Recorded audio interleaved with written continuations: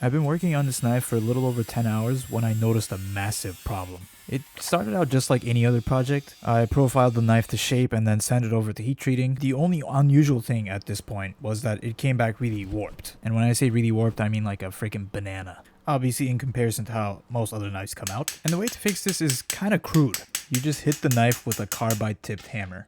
The idea is basically to relieve internal stress so the knife can straighten itself out. It's just kind of interesting to me that you do that by literally hitting the knife with a hammer. Anyways, after I straightened the knife, I started grinding the bevels, and when I was about 90% done with the blade, I went straight into making the handle. I decided to use this piece of black and white ebony.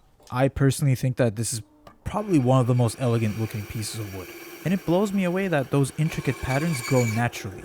To elevate this handle, I decided to add a brass spacer and an African blackwood ferrule. For the shape, I went with a traditional Japanese wa handle, which basically means that it's an octagonal handle. To make this handle a little fancier, I decided to add a decorative channel on the spacer.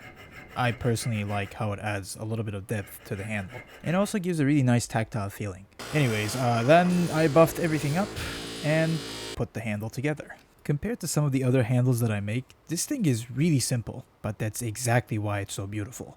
With the handle finish, I went back to the knife to do the finishing touches, and yeah, there was a huge crack on the spine of the blade. And I have no idea how something like this could have happened without me noticing. So yeah, this knife is toast. Actually, not really. There's still something I can do to make use of this knife. The crack starts right around there, which means that I can probably make a petty knife like that. But I'm probably going to put that beautiful handle on something else. Yeah, there's no way I'm using that for anything less than a chef knife. But, let me know what you guys think.